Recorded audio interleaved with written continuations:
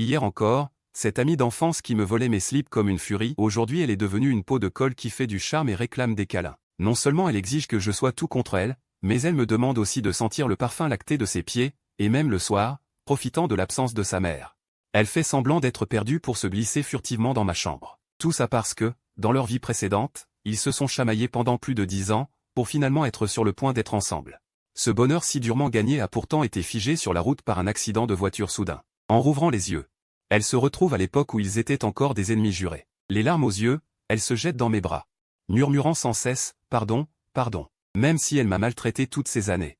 Cet éveil soudain est compréhensible. Mais ce n'est vraiment pas le moment de s'excuser. Je vois les passants, vieux et vieilles, nous regarder avec intérêt. Ce couple enlacé en pleine rue. « Lâche-moi, tu m'étouffes », dis-je en lui tapotant doucement le dos. Xiao Qingju lève la tête, affichant une expression boudeuse sans dire un mot, puis se jette de nouveau violemment dans mes bras. Là, je suis complètement perdu. Ma petite princesse, qu'est-ce que tu veux que je fasse? Dis-le-moi directement, ne fais pas ça, j'ai peur. La jeune fille semble sentir mon malaise. Et desserre peu à peu son étreinte, mais ses yeux brillent encore d'une émotion difficile à contenir. Sur le chemin du retour à l'école, j'ai encore le cœur qui bat la chamade. Même avec des années d'expérience à la côtoyer, j'ai beau me creuser la tête. Je ne comprends pas ce que cette fille mijote. Alors que nous approchons de la porte de l'école, je pousse un soupir de soulagement, mais soudain, la voix claire et mélodieuse de Xiao Qingju résonne à mes oreilles.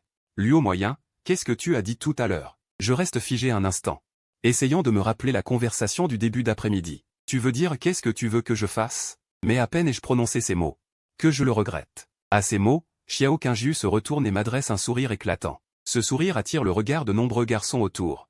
Mais moi, je sens un frisson glacé me parcourir le dos. Évidemment, cette fille ne trame rien de bon. Pendant le cours d'algèbre linéaire, le professeur parle sans s'arrêter, mais Xiao Qingju, distraite, est à moitié affalée sur la table, le menton appuyé sur sa main droite, se remémorant la scène palpitante d'avant sa renaissance. Juste à l'instant, elle faisait du shopping avec Luo moyen. Tous deux debout devant un stand attendant leur glace, quand soudain une voiture a perdu le contrôle, fonçant sur eux tel un fauve affamé. Xiao Qingju l'a poussé par réflexe. En un instant, il a été projeté au sol, les lumières aveuglantes des stands alentour. Xiao Qingju n'a entendu qu'un grand fracas, puis tous les sons autour d'elle ont disparu. Elle s'est précipitée vers lui comme une folle. Elle se souvient seulement que dans les yeux de Luo moyen, il n'y avait ni peur ni panique, mais une profonde tristesse et de la tendresse. Comme s'il la rassurait encore à l'instant de sa mort, « N'aie pas peur », alors que la faible lumière dans ses yeux s'éteignait lentement. Xiao Qingju, les jambes molles, s'est évanouie sur place. En rouvrant les yeux, elle était de retour dans cette rue familière, 6 ans plus tôt, à l'époque où ils étaient encore des ennemis. Dans leur vie précédente, ils s'étaient chamaillés pendant 20 ans, avant de finalement trouver le bonheur. Ce bonheur si durement gagné avait été figé sur la route. Dans cette vie, laisse-moi faire le premier pas, elle ne se souvenait que de la douceur et de l'affection dans les yeux de Luo moyen. Non, elle tourne discrètement la tête pour regarder Luo moyen, qui écoute attentivement le cours. La lumière du soleil extérieur tombe sur le profil du jeune homme, dessinant un contour doré sur ses traits délicats et élégants.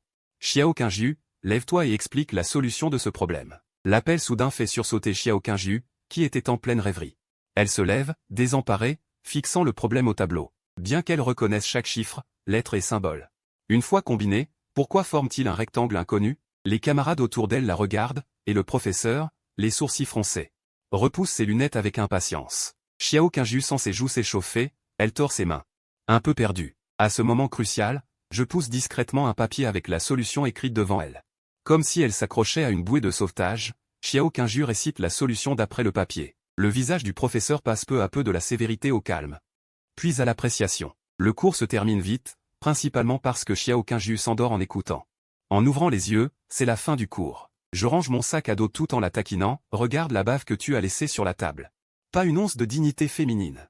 Xiao Qingju se redresse précipitamment, regarde la table avec confusion, mais la trouve parfaitement propre. Où est la bave? Je ne peux m'empêcher de rire, même si j'ai très peur de cette démone. Parfois j'aime bien l'embêter. Je mets mon sac à dos sur mon épaule, prêt à filer, mais je constate qu'elle ne montre aucun signe de colère. Elle a l'air encore ensommeillée, la voix basse et douce, « Pourquoi tu m'as menti ?» Je reste figé, n'en croyant pas mes oreilles. Xiao Qingju.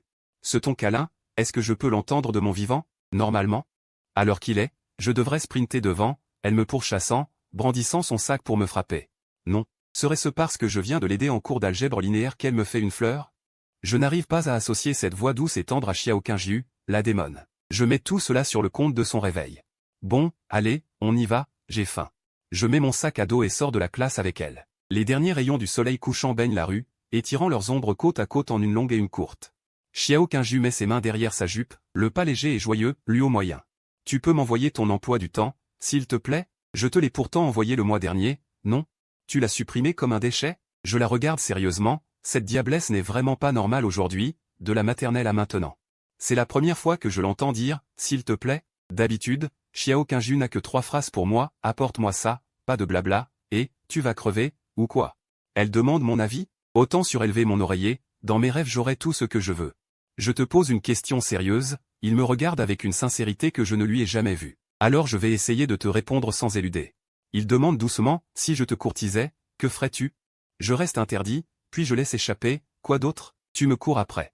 Que pourrais-je faire d'autre que courir? Les yeux de Xiao Qingju s'assombrissent instantanément, elle détourne la tête vers la droite avec une expression désespérée. En voyant cela, moi qui étais déjà perplexe, je le suis encore plus. Je lui répondais pourtant sérieusement, pourquoi cette expression? Je dis, est-ce qu'il t'est arrivé quelque chose récemment? Je demande en fronçant les sourcils, après tant d'années passées ensemble, je ressens clairement que Xiao Qingju n'est pas dans son état normal aujourd'hui. Même si je hais craint cette diablesse, si quelque chose lui arrive, je suis quand même inquiet. Après tout, sans Xiao Qingju, je ne trouverai personne d'autre avec qui délirer. Il est arrivé quelque chose de terrible, les yeux de Xiao Qingju s'obscurcissent. Raconte-moi. Aujourd'hui, je vais faire un effort et jouer les poubelles pour toi, j'essaie de la consoler. Xiao Qingju secoue la tête, visiblement peu désireuse d'évoquer cette chose qui l'a fait souffrir. Alors si tu ne veux pas en parler, tant pis. Comme nous sommes tous deux de mauvaise humeur, je me montre magnanime. Je t'invite à boire un milk tea. Il y a un magasin de milk tea près de l'école. J'achète rapidement 2 tasses et reviens. Nous accrochons les milk teas au vélo et marchons ensemble vers le parc. Nous nous arrêtons près d'un grand banyan, garons le vélo et nous asseyons. Je tends le milk tea encore chaud à Xiao Qingju, mais je ne peux m'empêcher de faire une remarque impertinente, quand tu ne me frappes pas, tu es en fait plutôt douce. Xiao Qingju me lance un regard noir, puis prend le milk tea et dit doucement, assieds-toi un peu plus près. Obéissant, je me rapproche d'elle. Quand nous sommes assis ensemble, j'ai l'habitude de laisser une petite distance. C'est pour éviter qu'elle ne me surprenne et que j'ai le temps de réagir et de fuir. Ces 2 petites mains tiennent le milk tea chaud, et on voit qu'elle blanchit sous l'effort. Elle se penche légèrement et pose doucement sa tête sur mon épaule. Ce n'est qu'ainsi que Xiao Qingju peut se sentir rassuré. Tout ce qui se passe maintenant, elle a l'impression que ce n'est qu'un rêve. C'est une hallucination de son agonie. En apparence, elle est calme, mais sa main gauche qui tient le milk tea tremble sans cesse, la trahissant. Un acte aussi simple de sa part, je n'aurais même pas osé en rêver. Mince, c'est vraiment contre moi. Je me souviens vaguement avoir lu dans un manuel d'histoire du collège que les criminels de l'Antiquité avaient un dernier repas copieux avant d'être décapités. Xiao Qingju me sert le dernier repas du condamné. Tu es au courant. Ma voix tremble un peu. De toute façon, c'est la mort dans l'âme, aujourd'hui je me lance. Elle reste interdite, puis demande en retour, au courant de quoi? Arrête de me torturer. C'est mal de ma part d'avoir pris des photos moches de toi pendant ton sommeil. Je les supprime maintenant, ça te va? Xiao Qingju se redresse d'un coup et me fixe droit dans les yeux. J'avale ma salive et demande en hésitant, ce n'est pas ça? Serait-ce parce que j'ai caché tes chaussettes avant-hier, ou parce que j'ai jeté ta nouvelle affiche à la poubelle? Tu ne t'es pas rendu compte de tout ça, quand même? Tu pourrais dire quelque chose, non? Je suis complètement paniqué, me souvenant vaguement qu'en faisant ces choses. C'était pourtant très discret. Comment Xiao Qingju a-t-elle deviné? Soudain, je sens une douleur au côté, je baisse les yeux et vois 2 doigts fins qui pincent déjà. Aïe! Cette diablesse reste la même, en me voyant pousser un soupir de soulagement. Xiao Qingju se fâche encore plus, ses yeux en forme de pêche, pleins de vie, s'écarquillent. Douceur, affection, de toute façon, je te dois ça depuis 20 ans. Un jour de plus ou de moins, ça ne change rien. Je te rendrai ta douceur demain. Aujourd'hui, Xiao Qingju, dois absolument me venger. Non, non, non, j'ai eu tort, ma tante, je me suis trompé. J'ai eu tort. Avec un cri déchirant, quelques moineaux s'envolent des branches touffues du grand banyan. Quand ils reviennent au quartier, la nuit commence à tomber. Les lumières à détection sonore du couloir s'allument une par une au bruit des pas. Ils habitent en face l'un de l'autre. Je viens de me retourner pour sortir mes clés quand je sens qu'on tire doucement sur mon vêtement. Qu'est-ce qu'il y a? Je m'arrête et me retourne, perplexe. Xiao Qingju me regarde, ses yeux brillent d'une lueur particulière. Demain matin, tu peux m'attendre un instant. Je reste légèrement interdit, puis réponds à moitié en plaisantant. Qu'est-ce que tu veux encore, ma tante? Je veux t'accompagner en cours. De retour à la maison. J'échange quelques mots avec ma famille, puis je me retire discrètement dans ma chambre. Allongé sur mon lit, j'allume doucement l'écran de mon téléphone et découvre 2 messages non lus. Le premier est un « Bonne nuit » de Xiangyu, suivi d'un sticker de chat penchant la tête. Très mignon. Xiangyu est le surnom que j'ai donné à Xiao Qingju, que j'utilise depuis le lycée. À mes yeux, Xiao Qingyu est complètement déraisonnable et d'une force brute. Sans cervelle, comme le roi de Chu, Xiangyu. Oh, si elle découvre cette remarque, je vais me faire tabasser. Le cœur serré, je lui ai répondu « Bonne nuit ». Puis je suis resté indécis. Finalement, j'ai décidé de poster un message sur le forum « Les gars, ma camarade d'enfance est un peu bizarre. Que faire ? Hier encore, elle était agressive avec moi, et aujourd'hui, elle devient soudainement douce. Comme si elle avait changé de personnalité. Comment dois-je gérer cette situation ? Je demande en ligne, c'est urgent. Le lendemain, je me suis levé tôt pour me préparer. Et je suis arrivé devant la porte de Xiao Qingyu. Après quelques coups légers, une petite tête est apparue derrière la porte. Attends-moi un peu, quelques minutes, d'accord ? Xiao Qingyu avait clairement l'air de sortir du lit. Elle portait encore un pyjama ample. Va te préparer, il est encore tôt. De toute évidence, les quelques minutes d'une fille signifient généralement qu'il faut ajouter un zéro. Mais Xiao Qingyu a été plus rapide que je ne le pensais. Nous sommes allés ensemble au stand de petit déjeuner en bas, avons acheté 2 laits de soja et des galettes à l'oignon, puis avons pris le chemin de l'école. En chemin, Xiao Qingyu a serré son manteau et s'est naturellement rapproché de moi. Sa petite main n'était pas sage non plus. Elle a doucement passé son bras sous le mien et a posé sa tête sur mon épaule. Pourquoi tu te colles autant ? Je l'ai ignoré. Et j'ai retiré sa main, sortant un lait de soja. J'ai placé ses 2 mains autour de la tasse avec les miennes. Si ma mère voyait Xiao Qingyu me tenir ainsi, ce serait un désastre. Je ne pourrais même pas me laver dans la rivière Qinhui pour effacer cela. Xiao Qingyu sentait la chaleur du gobelet en papier, tandis que le dos de sa main était enveloppé par mes grandes mains. Une vague de chaleur se répandit instantanément dans tout son corps. Elle baissa légèrement la tête, ne voulant pas que je voie ses joues brûlantes, sinon je me moquerais sûrement d'elle.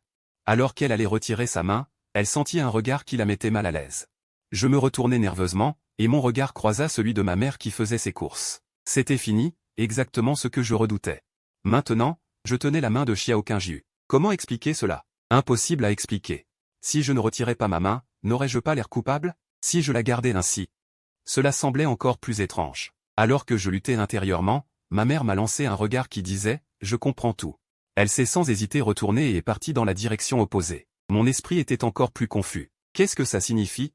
Laissez-nous de l'espace, arrêtez. Maman, ce n'est pas ce que tu penses. Qu'est-ce qui t'arrive ? Xiao Qingyu, voyant mon air très sombre, me demanda avec perplexité. De là, combien coûte un taxi jusqu'à la rivière Qinhui ? 30 yuan. Pourquoi tu demandes ça ?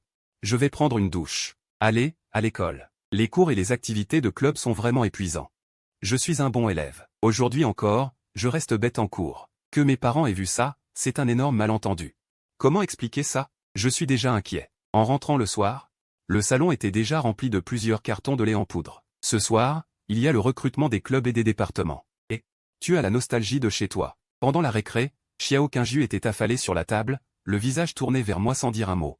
Ces trucs, c'est une perte de temps. J'ai déjà postulé pour être bibliothécaire le week-end, 2 jours de travail. Ça donne des crédits et des jours de congé. En plus, j'ai quelques centaines de yuan de primes chaque mois. Je suis satisfait. Et toi ? Je veux rejoindre le département de contrôle des études. Comme ça, je pourrai dormir tranquille en cours. Il suffira de rayer mon nom. Il fantasmait naïvement. Tu rêves trop. Le département de contrôle des études, c'est juste un service de course à pied. Et puis, on est à l'université. Qui va encore noter ton nom si tu dors en cours ? Tu dors tout le temps, tu es devenu idiot. J'ai brisé sans pitié son illusion. Peut-être à cause du choc trop fort de sa renaissance, Xiao Qingyu semblait confondre l'université et le lycée. Elle restait bête, imaginant encore qu'un chef de niveau pourrait être à la fenêtre et s'inquiéter qu'on note son nom. Je jetai un coup d'œil à son air hébété. Sans dire un mot. C'était bien le genre de phrase que pouvait sortir ce démon, tout en charmé avec un QI proche de 0. Xiao Qingyu, affalé sur la table, tapotait distraitement le dos de ma main du bout des doigts. Je fronçai les sourcils. Arrête de me piquer, je fais mes devoirs. Tu m'embêtes, je pique, je pique. Après le cours, Xiao Qingyu tendit 2 doigts. Elle tira doucement sur ma manche, se collant naturellement à l'infâme nuyen. Ça remonte à combien d'années ? Je souris légèrement. C'était hier. Et puis lâche-moi. Tu ne peux pas être un peu plus doux avec moi. S'il te plaît, lâche-moi. Arrivé en bas de mon immeuble. Je me précipitai pour monter les escaliers. Mais en arrivant devant la porte blindée, je fouillai toutes mes poches sans trouver mes clés. Elle tira sur le coin de ma veste et demanda curieusement, « Tu cherches quoi ?» Je crois que je les ai laissés dans la chambre. Zut. Une lueur brilla dans les yeux de Xiao Qingyu. Elle cligna des yeux et dit doucement, « Mes parents ne sont pas là ce soir. Tu veux venir dormir chez moi pour une nuit ? » Non, je vais retourner à l'école, trouver un lit libre. Je vais me débrouiller pour une nuit. Sur ce, je remis mon sac sur mon dos et me préparai à partir. Pourtant, au moment où je me suis retourné, j'ai entendu le bruit de la clé tournant dans la serrure de la porte blindée. Puis une force est venue de derrière, me tirant chez Xiao Qingyu. De quoi as-tu peur? Je ne vais pas te manger, franchement, je te prête une nuit. Tu n'as même pas à payer de loyer. Qui sait? C'est la première fois que je vois Xiao Qingyu forcer quelqu'un à loger chez elle. À moitié allongée sur le canapé. Elle posait sans vergogne son pied droit sur ma cuisse, comme si elle avait oublié toute tenue féminine. Enlève ton pied, ça pue. J'ai saisi sa cheville fine entre deux doigts, l'air dégoûté, c'est toi qui pue.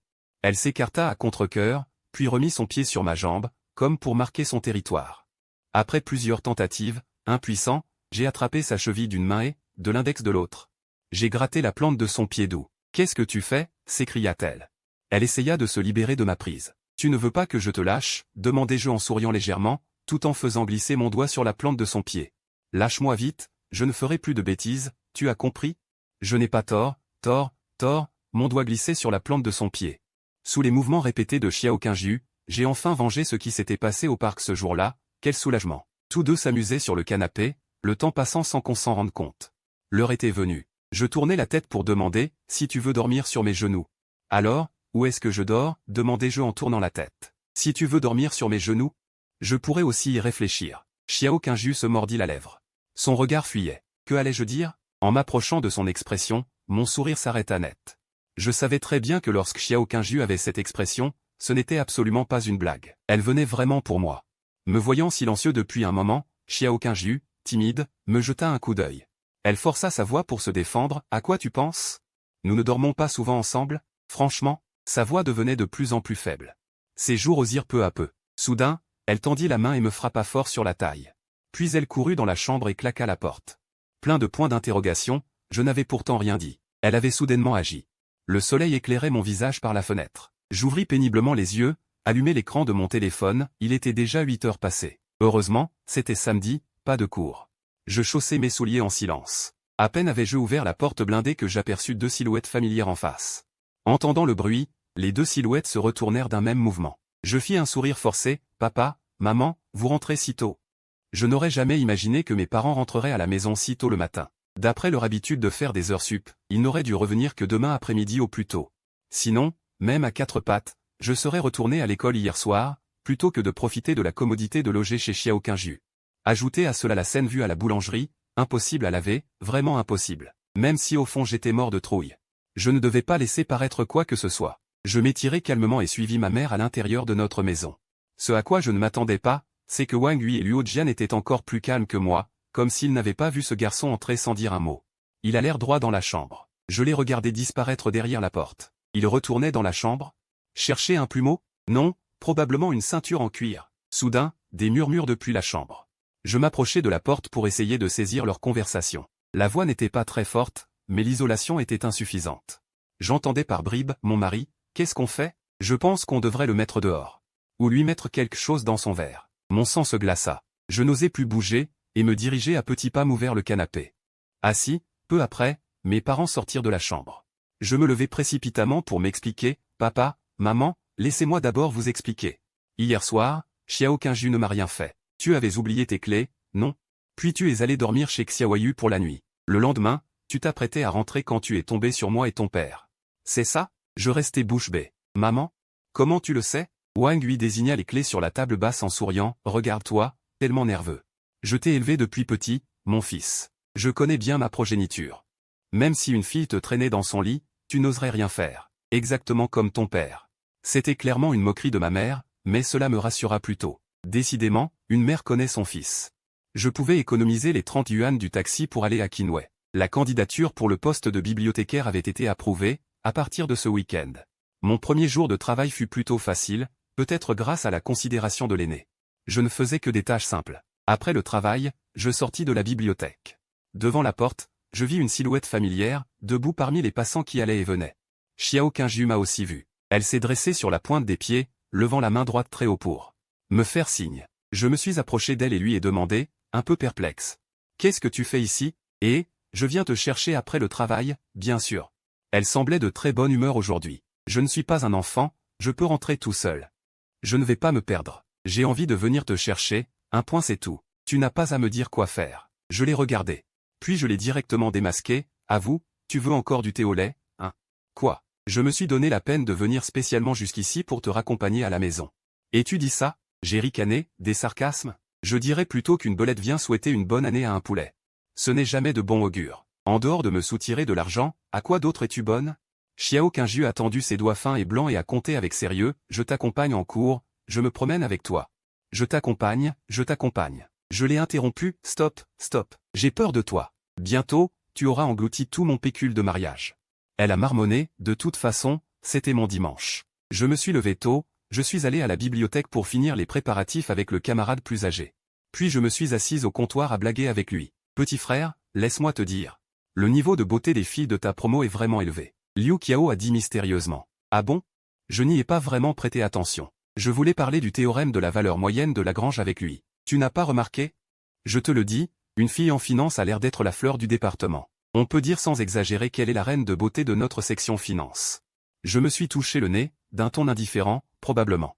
Mais c'est dommage. Il y a un gars du département de chinois qui la courtise. Il est grand, beau, et sa famille est riche. Liu Qiao a secoué la tête d'un air désolé. Nous, les gens comme nous, comment rivaliser? Nous n'avons plus qu'à regarder la déesse tomber dans les bras d'un autre. À ces mots, je suis tombé dans une profonde réflexion. Quelqu'un courtise donc Xiao Qingju. Et apparemment, c'est un beau et élégant jeune homme. Pourquoi ne m'en a-t-il jamais parlé? Non, il ne me l'a pas dit non plus.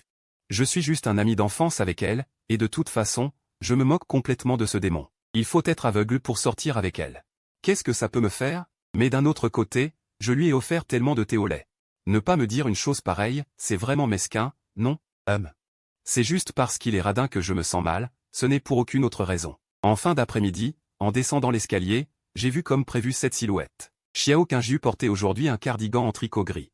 Assorti à une jupe noire courte, habillée comme une grande sœur du quartier, ce qui a attiré les regards. De nombreux garçons qui passaient. Ses longues jambes exposées au vent froid. Tu portes une jupe aussi courte par ce temps. Tu n'as pas froid?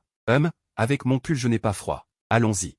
J'ai agité la main. Xiao Qingju se tenait à ma droite, penchant la tête pour regarder mon profil. Il s'est passé quelque chose au travail aujourd'hui? Tu as l'air de mauvaise humeur. Non, non. Dépêchons-nous. Pendant le chemin du retour, nous n'avons pas parlé. Le bruit de la rue. Les klaxons des voitures et les rires des enfants se mêlaient, rendant l'atmosphère encore plus pesante. Ses yeux étaient pleins d'inquiétude. Elle jetait de temps en temps un coup d'œil furtif vers moi, mais n'osait pas briser ce silence. Arrivé à l'entrée de la résidence, il s'apprêtait à rassembler son courage pour rompre cette ambiance glaciale quand il entendit ma voix. Un garçon te courtise. Cette question soudaine fit planter le cerveau déjà peu réactif de Xiao Qingju. Quoi? Quelqu'un me courtise? Je viens juste de renaître et je suis déjà venu le retrouver. Elle réalisa soudain. Se souvenant qu'à son entrée en première année, il y avait effectivement un type qui traînait. Tout le temps devant elle. Alors, Luo Muyin serait jaloux? Un sentiment de douceur l'envahit au fond du cœur. Ce sale type, il fait semblant d'être froid en apparence, mais il tient à moi, non? Après avoir posé cette question. Mon cœur battait vite, pour une raison inconnue. J'ai ralenti exprès le pas. Attendant sa réponse. J'ai tourné discrètement la tête pour jeter un coup d'œil à Xiao Qingju. Je l'ai vu perdu dans ses pensées, et mon cœur s'est glacé. Elle cherche une excuse pour me répondre? Mais je n'ai pas le droit de savoir tout ça, je ne suis qu'un simple camarade de classe pour elle. Xiao Qingju, sentant mon regard, revint à elle et répondit, hésitante. Il y a effectivement un garçon qui me courtise. À cette confirmation, je gardai un visage calme et dis d'une voix sèche, j'ai encore des devoirs à finir. Je monte d'abord. Sur ce, j'accélérai le pas. Je montai seul les escaliers, laissant à Xiao Qingju un dos froid. Le lendemain matin, je frappai tout de même à sa porte comme je le souhaitais. Nous allâmes au petit déjeuner chez l'oncle Li, achetâmes 2 bols de lait de soja. 2 galettes à la sauce piquante. Je pris le petit déjeuner sans expression et fis demi-tour pour partir. Xiao Qingju trottina derrière moi, attrapa mon bras droit et le serra fort contre elle, comme un chaton perdu. Qu'est-ce que tu fais? On va en cours, qu'est-ce que tu veux faire d'autre? Lâche mon bras, laisse-moi. Je tentai de libérer mon bras droit, mais en vain, je découvris qu'elle était bien plus forte que je ne l'imaginais. Je ne le lâche pas, dit-elle d'un ton ferme mêlé d'espièglerie. Fais comme tu veux, sans y prêter attention. Xiao Qingju se contenta d'ajouter cette sac de sable à son bras. J'avançais sans me retourner. En voyant mon air boudeur d'enfant capricieux, Xiao Qingju comprit enfin. Pourquoi la psychologie masculine et la psychologie infantile sont-elles classées ensemble? Xiao Qingju lâcha mon bras et se planta devant moi. Ses 2 petites mains se tendirent et m'enlacèrent fermement, elle colla sa joue contre mon torse solide. Je pouvais entendre les battements précipités de mon cœur. Qu'est-ce que tu fais? Il y a tellement de gens qui regardent. Je sursautai. Promets-moi d'abord que tu ne te fâcheras plus à partir de maintenant, sinon je te garde comme ça. Je ne suis pas fâché. J'essayai de transiger, sentant ses 2 petites mains froides se resserrer un peu plus. Je dus céder. D'accord, d'accord, ma petite princesse. Je ne suis plus fâché, ça va, Xiao Qingju? Elle gloussa et, fidèle à sa parole, me lâcha. Elle releva la tête, toute fière. En voyant ce camarade d'enfance aux oreilles rougissantes, qui l'eût cru, lui au moyen, toi aussi tu sais être jaloux. Je détournai le visage. Qui est jaloux? C'est juste que j'ai fait mes devoirs trop tard hier soir. Je suis un peu fatigué, ne te fais pas d'idée. Les cours du matin venaient de se terminer. Je reçus un message du conseiller pédagogique, passe à mon bureau à 11h30. J'étais un peu perplexe. Je n'avais pourtant rien fait de mal. Je montrai le message à Xiao Qingju en disant. Ne m'attends pas pour déjeuner, tout ça c'est de ta faute. La dernière fois que tu as engueulé le chef du syndicat étudiant, le conseiller, te trouvant sûrement jolie, n'a pas osé te gronder. Alors il s'en prend à moi. Xiao Qingju me regarda d'un air étrange, le soleil se lève à l'ouest. Toi, sortir une parole pareille de ta gueule de chien. À midi, en sortant du bureau du conseiller, j'aperçus une silhouette familière. Ne t'avais-je pas dit de ne pas m'attendre? Je n'écoute pas ce que tu dis. Alors, tu t'inquiètes pour moi. Xiao Qingju, les mains dans le dos. Les lèvres relevées, je ne dis rien, restant silencieux quelques secondes. Allez, viens vite, j'ai faim. Tel un enfant récompensé par un bonbon. Un sourire illumina le visage de Xiao Qingju. Répondre à côté de la question était en soi la meilleure réponse. Elle sortit 2 tickets de cinéma de son sac. Penchant la tête, elle dit, j'ai acheté des billets pour mercredi après-midi.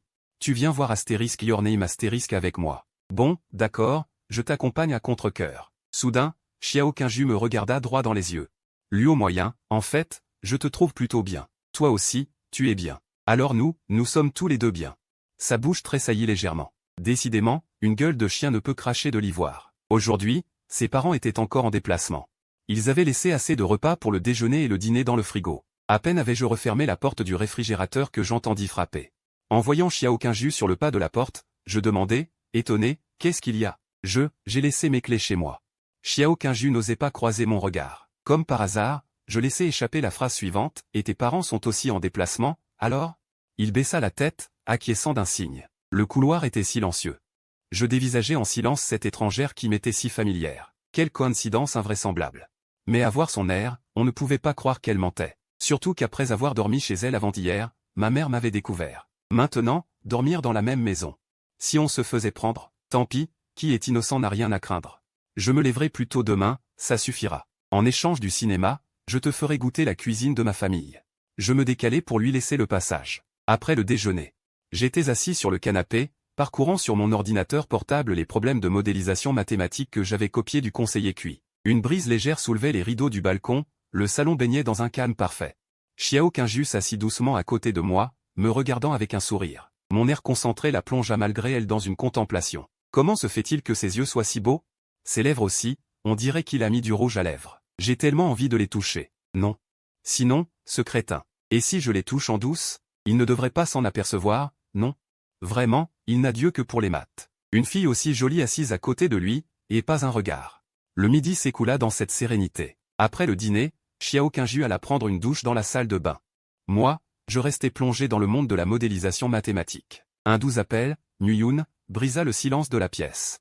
Je levai la tête et vis Xiao Qingju, en peignoir, s'approcher d'une démarche légère. Son visage arborait un sourire plein de sous-entendus. Je me léchai les lèvres et la prévins. Va vite t'habiller, tu vas attraper froid. Mais elle n'y prêta pas attention. Au contraire, elle se pencha légèrement, se couvrant la poitrine d'une serviette, tout en tendant son bras blanc et élancé. Pour attraper son téléphone sur la table basse. En voyant mes oreilles rougir peu à peu, elle ne put retenir un sourire qui s'élargit. Et, je croyais que les filles ne t'intéressaient pas, mais au final, tu n'arrêtes pas de me regarder. Les yeux fixes, à ce moment, un coin de la serviette se desserra soudain. Xiao Qingju se figea instantanément sur place, 2 rougeurs apparurent rapidement sur son visage.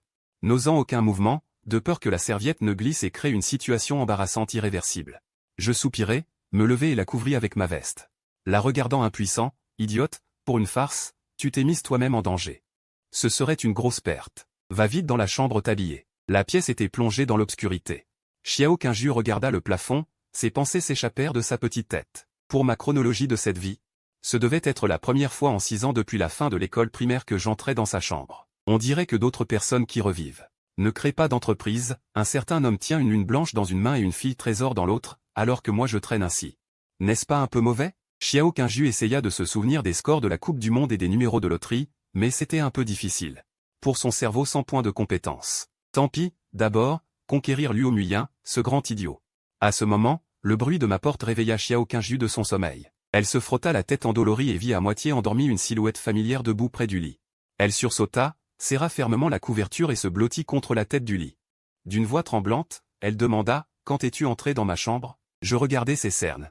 Comprenant à peu près que cette idiote était encore endormie, je lui expliquai impuissant. « Mademoiselle, c'est ma chambre. Si tu ne te lèves pas, tu seras en retard pour les cours. » Après avoir dit cela, je sortis de la pièce et fermai la porte. En fait, j'étais resté debout dans la pièce un bon moment, admirant avec intérêt la position de sommeil de Xiao Qingju, bras et jambes écartés. Depuis l'enfance, la position de sommeil de Xiao Qingju était exagérée. Encore à la maternelle. Ils avaient souvent dormi ensemble. Chaque fois que j'ouvrais les yeux, soit une jambe était posée sur ma poitrine, soit un pied apparaissait à côté de ma bouche. En y repensant, si j'ai un certain penchant, ce n'est pas complètement de ma faute, je suppose. Après les cours de midi, ils arrêtèrent un taxi, se rendirent directement au cinéma. Selon les numéros sur les billets, ils trouvèrent leur place et s'assirent. Tiens ça pour moi d'abord, et aussi ceci. Xiao Qingju me tendit le popcorn qu'elle tenait, devant mon air perplexe. Sous mon regard, elle releva la coudoir qui séparait les sièges, et il n'y eut plus d'obstacle entre eux. Ce truc peut bouger? Pourquoi l'as-tu relevé? Il me gênait. Xiao Qingju tendit la main en souriant, et par accord tacite, je lui tendis aussi le coca. Les lumières de la salle de projection s'éteignirent soudain. Les bruits environnants cessèrent brusquement. Je fixai l'écran devant moi, quand soudain je sentis mon petit doigt droit doucement saisi. Je baissai les yeux et vis que c'était Xiao Qingju, qui avait sans doute tendu la main à un moment donné. « C'est pour ça que tu as relevé la coudoir ?» Je trouvais cela amusant intérieurement. À ton âge.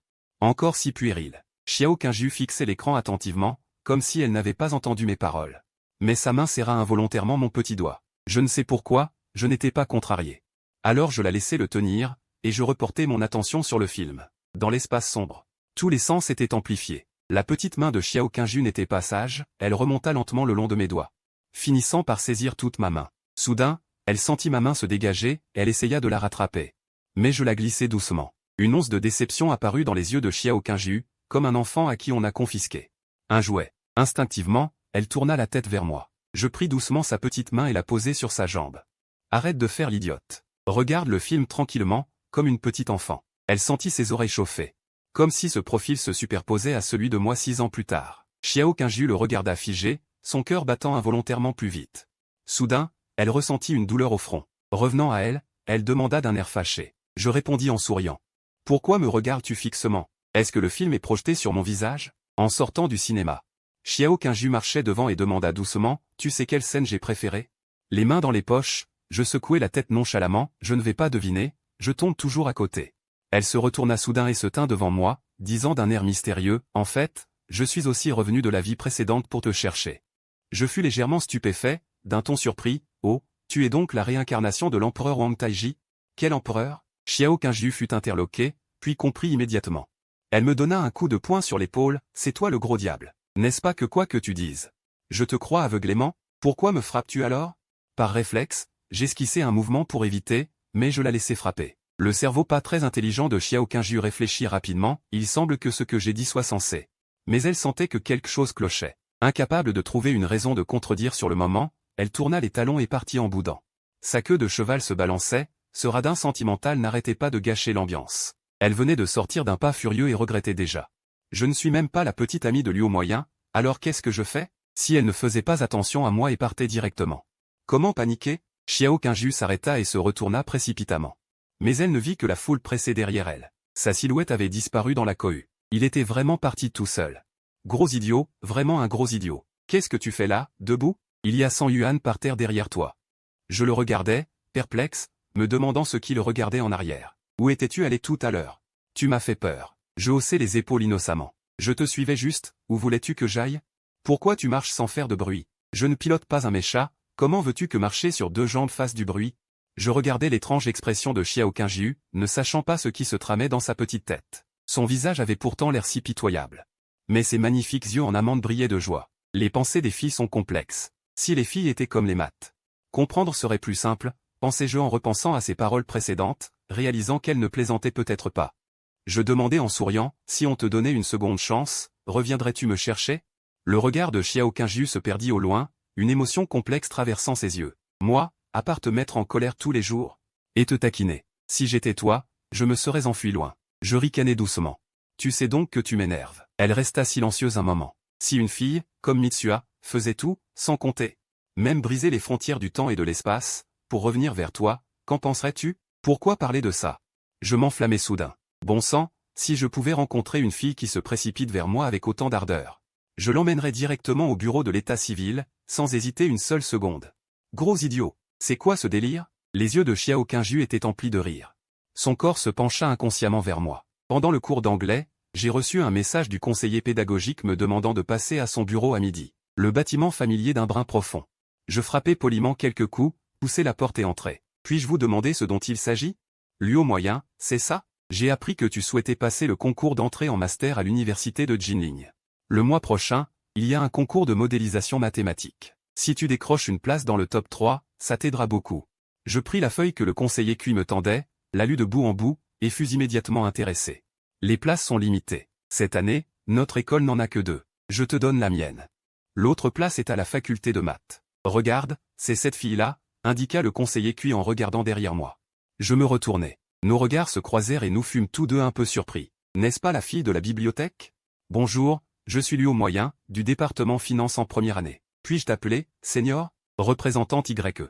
Elle acquiesça un peu nerveusement sans me regarder. Je compris son malaise. Après tout, j'étais tombé 2 fois sur YD alors qu'elle empruntait ce genre de livre, une fois sur ceux liés à la grossesse, une autre sur les relations entre filles. Je pensais que nous n'étions que de simples inconnus, je ne m'attendais pas à la retrouver dans un bureau, et en plus pour participer au même concours. Elle allait s'appuyer sur moi. Moi aussi, j'étais gêné. YD baissa la tête et me dit à voix basse.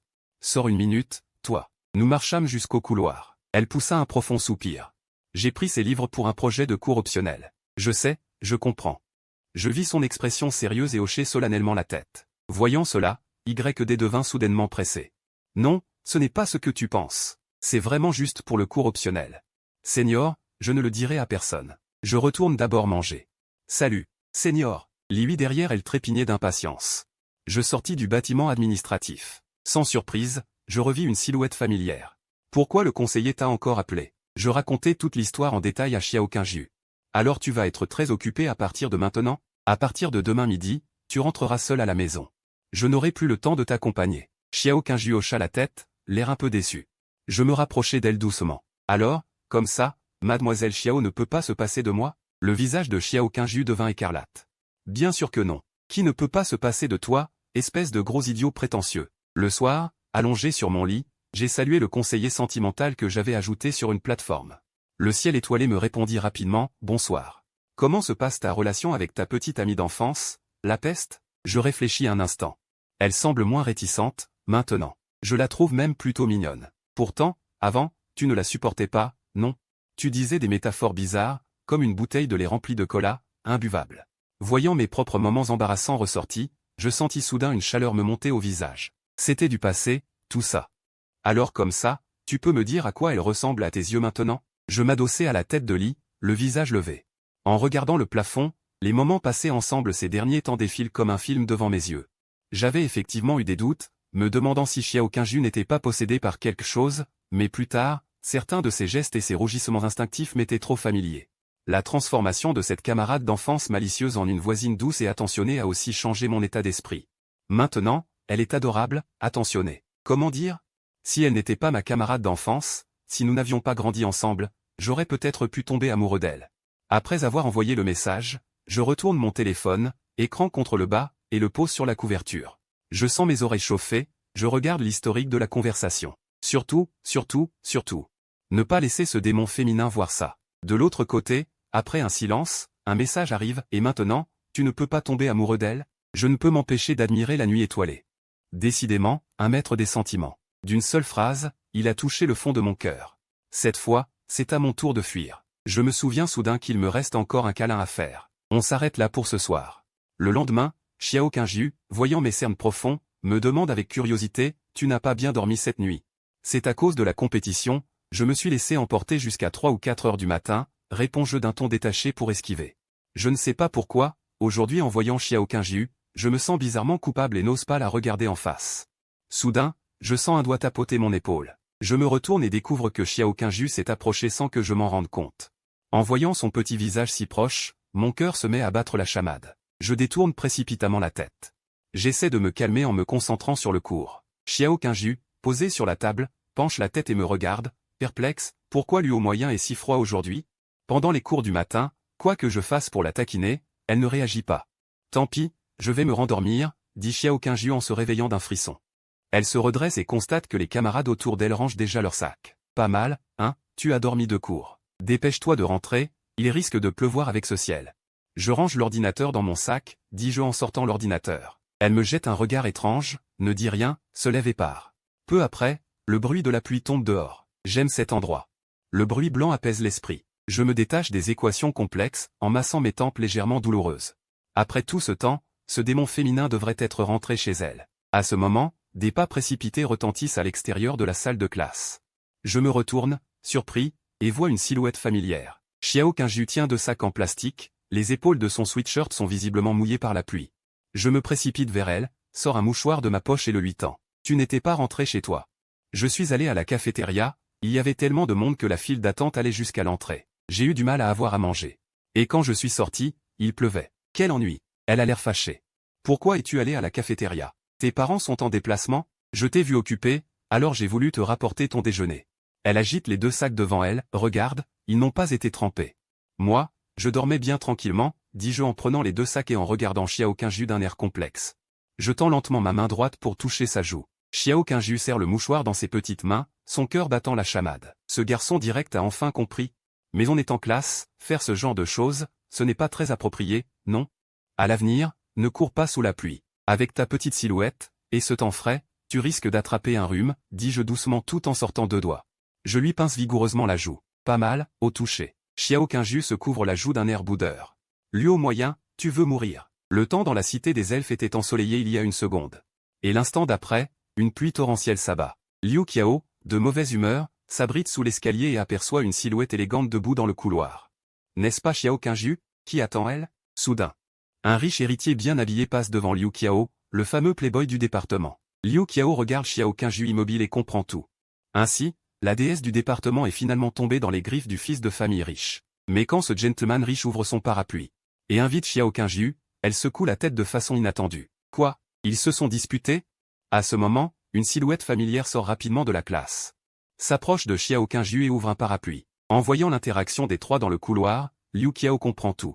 Ton Luo moyen fait semblant de ne pas s'intéresser, mais en secret, il marque des points sans rien dire à ses potes.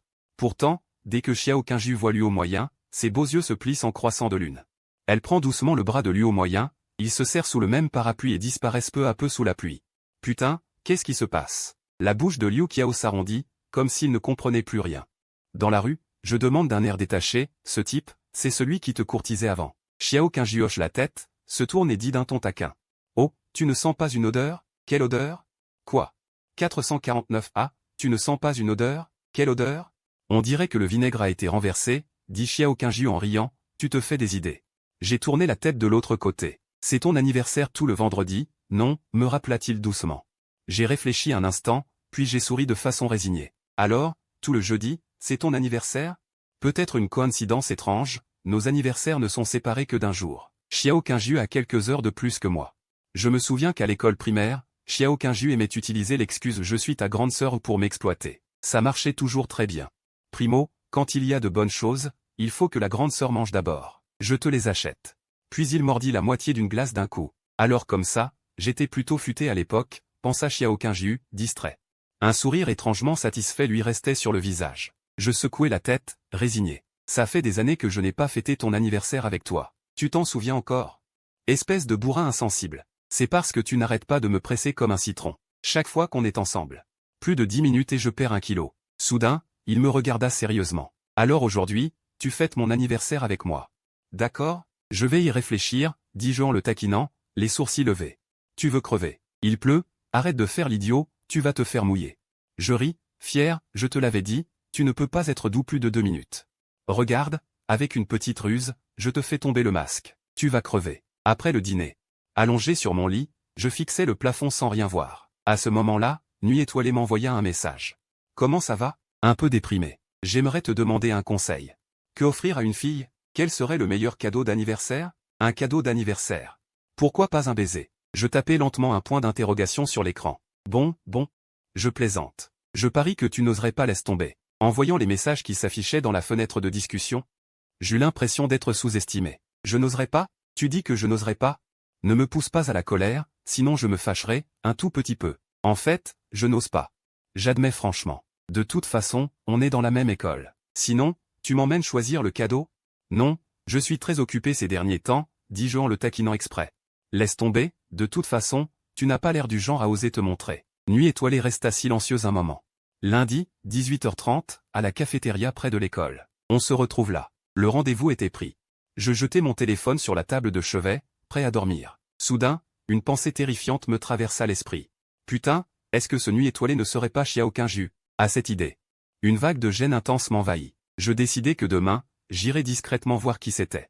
Lundi après-midi, le soleil traversait les mèches de cheveux qui tombaient sur le front de Xiao Qingju et se posait sur ses cils légèrement relevés. Je me tournai sur le côté. Tendis la main pour remettre derrière son oreille une mèche éparpillée. « Eh, qu'est-ce que tu fais ?» Xiao Qingju, un peu gêné par ce geste soudain d'intimité, dit « Tes cheveux sont tout ébouriffés. » Comme le dit l'art de la guerre, toute guerre est fondée sur la tromperie, attaquer l'esprit est le plus important. Pour vaincre l'ennemi, il faut le faire baisser sa garde. Je dis soudain, au fait. J'ai quelque chose à te demander. Quoi donc? Demanda-t-il en levant la tête avec curiosité. Tu as un compte sur le forum? Tu peux me le prêter quelques jours? Le forum? Mais je ne l'utilise pas. En entendant cette réponse, je soufflai de soulagement. Tant mieux. Si la diablesse n'utilise pas le forum, alors Nuit étoilée n'est sûrement pas son compte. Le monde est quand même beau. Après les cours, je laissai Xiao Qingju rentrer seul, puis je me rendis à la cafétéria. À ce moment-là, Yédé marchait sur le trottoir, un sac à la main. Il jeta un coup d'œil à travers la vitre de la cafétéria et vit quelques personnes assises à l'intérieur. N'est-ce pas ce cadet? Il sortit son téléphone et envoya un message. Où es-tu? Presque au même moment où le message était envoyé. Je pris mon téléphone. En voyant ce geste, un sourire amusé se dessina sur les lèvres de Yédé. Je baissai la tête pour taper, quand soudain j'entendis la porte en verre s'ouvrir. Curieux, je levai la tête. Je vis Yédé s'asseoir élégamment, un sourire aux lèvres, et demander, « Tu attends qui? Comment s'appelle ce TTE internaute? Cela ne te regarde pas, répondis-je, un peu mécontent. Néanmoins, je répondis, MMH, moi aussi, je veux bien. Xiao Qingju, Yédé, l'interrompit en riant, ouvrit l'historique des messages et le secoua devant mes yeux, observant mon expression. Mon visage passa de l'agacement à la perplexité, puis au choc. Yédé ressentit une grande satisfaction de vengeance. Tu vois, tu te la jouais? Maintenant, j'ai une prise sur toi, non? Il demanda en souriant, ta petite copine d'enfance, c'est la jolie fille avec qui tu suis les cours tous les jours? Celle des cours obligatoires? Je hochai la tête et reportai mon regard par la fenêtre. Ce retournement soudain me rendit difficile à accepter. Mais je vois que vous vous entendez plutôt bien, vous deux. Quand on parle, pourquoi as-tu l'air si tourmenté? J'ai soupiré. Pour être franc, c'est une barrière dans mon cœur. J'ai résumé brièvement tout ce qui s'était passé récemment avec Xiao Qingju. YD resta silencieux un moment après avoir écouté. Puis il dit d'une voix calme, ce nœud dans ton cœur, c'est à toi de le dénouer. Ta petite amie d'enfance a déjà fait tout ce qu'elle pouvait. Sur ces mots, il se retourna lentement. Et toi, tu ne disais pas que tu voulais aller acheter un cadeau? Alors que nous marchions dans la rue, YD demanda soudain, ta petite amie d'enfance, qu'est-ce qu'elle aime d'habitude? J'hésitai, puis répondis avec un peu de gêne, elle aime me frapper. Je te demande ce qu'elle aime, pas ça. Des petits pains farcis, des nouilles au bœuf, un gâteau aux fraises, ce genre de choses. Qui te parle de nourriture? Je te demande quel style de vêtements, de vidéos elle aime, quels sont ses hobbies? Luo Muyin était un peu abasourdi. Il commençait à comprendre pourquoi sa petite amie d'enfance aimait le tabasser. Je ne sais pas trop, dis-je en me grattant le nez, gêné. On ne fait que se rapprocher depuis peu. Après toutes ces années de guerre froide, ma compréhension de lui en est restée à l'enfance. Elle soupira aussi. Allons-y. Je t'emmène faire un tour au centre commercial, je te donnerai quelques conseils, et tu décideras toi-même quoi acheter. Tous deux se dirigèrent vers le grand centre commercial non loin. Sous un lampadaire, une silhouette élégante marchait la tête basse. Quelle malchance aujourd'hui. Ce salaud de Luo Muyin, je ne sais pas à quoi il s'occupe, il n'est même pas venu me raccompagner à la maison. Tout à l'heure, en retournant dans sa chambre, elle avait cherché ses écouteurs en vain. Elle se rappela les avoir oubliés en classe. Soudain, elle trouva que la personne devant elle lui semblait familière. On aurait dit Luo Muyin. Elle devait se tromper. Il avait dit qu'il avait des choses à faire, alors pourquoi serait-il dans la rue? Et en plus, il marchait avec une fille. Ce devait être un couple qui se promenait le soir. Xiao Qingju resserra son manteau, mais son regard ne pouvait se détacher de cette silhouette. Pourtant, en s'approchant, la silhouette devint peu à peu distincte. Elle s'arrêta net. Le matin, comme d'habitude, je frappai à la porte de Xiao Qingju. Peu après, la porte s'ouvrit lentement. Elle apparut devant moi, les cheveux légèrement emmêlés et le visage un peu fatigué. Je la regardai avec sollicitude, tu n'as pas bien dormi non plus, cette nuit. Xiao Qingju secoua doucement la tête, sans dire un mot, passa à côté de moi et marcha devant, sans se soucier de moi. J'étais perplexe. Qu'est-ce qu'elle a aujourd'hui, cette diablesse? Serait-ce, Parce que je ne l'ai pas accompagnée hier soir?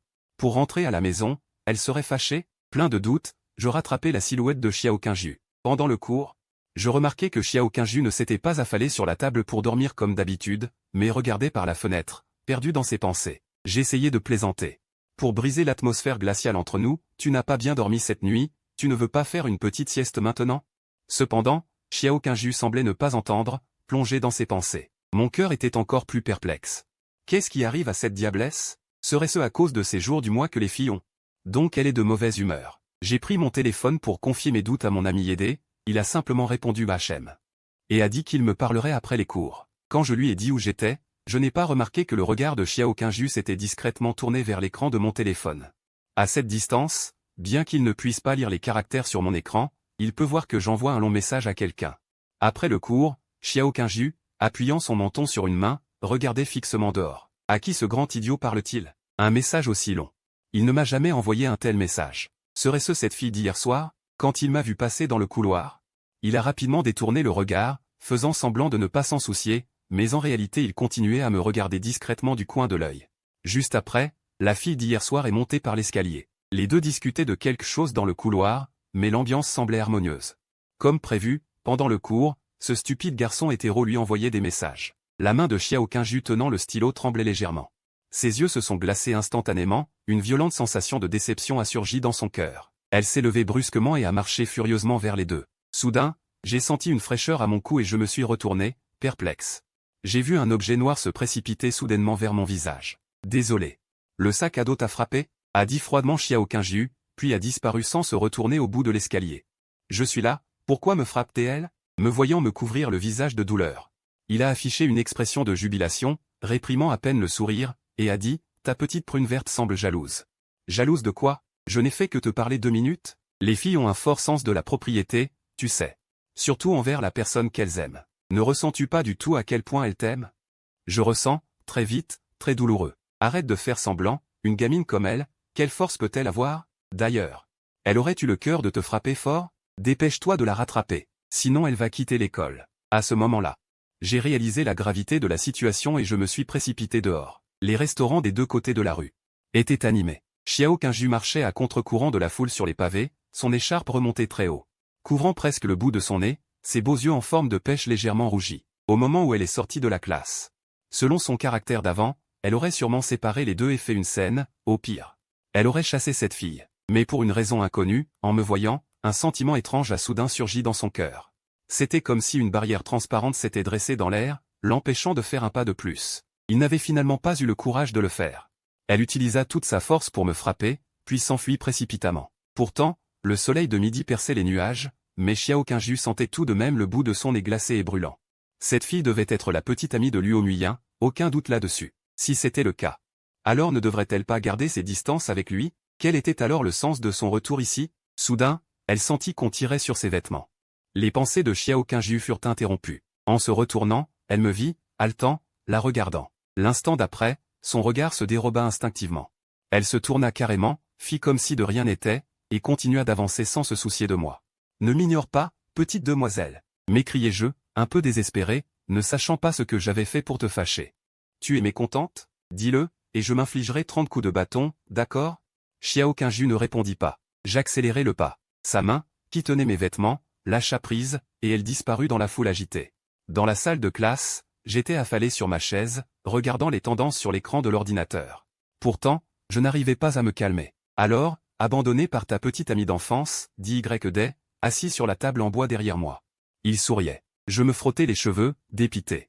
Qu'est-ce que j'ai bien pu lui faire? Après tant d'années à connaître Xiao Qingju, je sais faire la différence. Quand elle s'amuse et quand elle est vraiment en colère. Comme aujourd'hui. Je ne l'avais vue ainsi que rarement depuis mon enfance. Puisque tu ne sais pas, pourquoi ne pas aller lui demander toi-même? Lui demander en personne? Il me fuit dès qu'il me voit, comme ces dernières années. Comment pourrais-je lui demander? Y. leva les yeux au ciel, c'est quoi, ça? Un vrai bourrin? Pas étonnant que cette petite fille t'aime toujours. Comme ça, dans la chambre?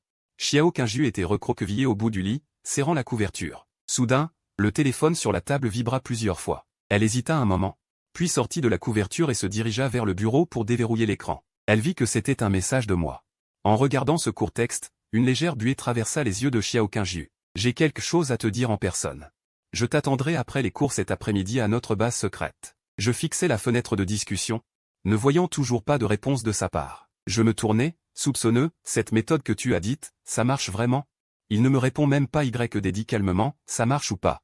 Je n'en sais rien. Si ce soir il ne vient pas te voir, alors t'es foutu. Je le regardais, comme un enfant désemparé, qu'est-ce que je dois préparer? Prépare-toi à mourir. Alors que l'automne s'approfondissait, la nuit tombait de plus en plus tôt. Je venais de franchir la porte de l'école. Que les alentours étaient déjà plongés dans l'obscurité. Seule la lumière des lampadaires permettait de voir la route.